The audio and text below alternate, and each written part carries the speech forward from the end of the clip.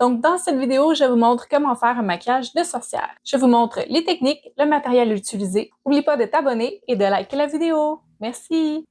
Je prends du vert lime et du blanc métallique sur une éponge pétale que j'humidifie avec un vaporisateur.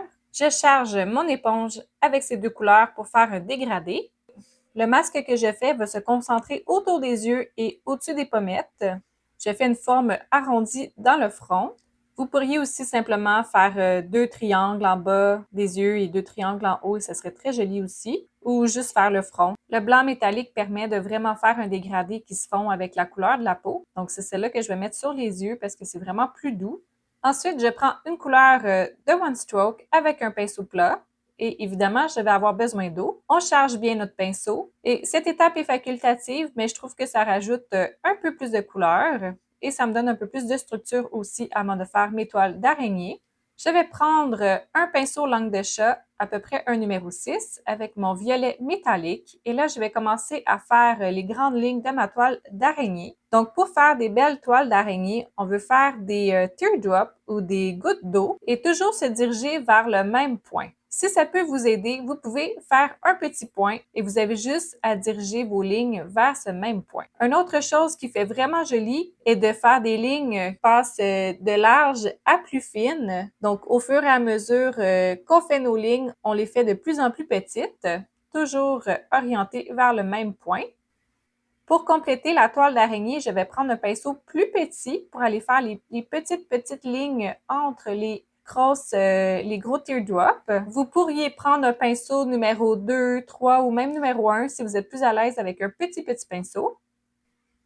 Avec un autre pinceau un petit peu plus gros, je vous dirais un numéro 3 ou 4, je fais des effets de lumière avec du blanc couvrant, donc un blanc Wolf ici. C'est facultatif, mais ça fait plus joli et je fais aussi des petits points.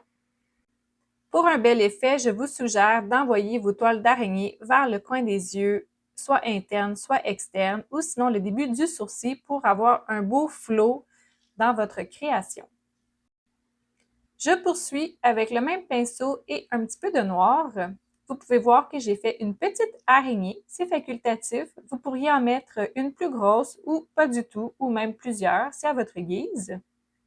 Je crée aussi un petit peu d'effet d'ombre en faisant des petites lignes noires sur ma toile d'araignée. Pour compléter, je vais mettre des brillants rose fuchsia par-dessus le violet.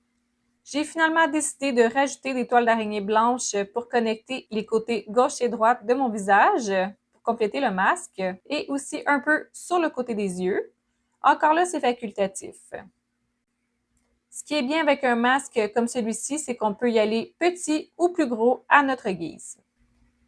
Et j'ajoute du brillant vert. On n'oublie pas de faire les lèvres pour compléter. C'est ce qui conclut mon maquillage de sorcière. Vous n'êtes pas obligé de tout faire, ça pourrait juste être les lignes, ça pourrait juste être du vert dans le fond. C'est vraiment comme vous le sentez, selon vos capacités. Mais sinon, vous pouvez y aller avec les couleurs du costume de votre enfant.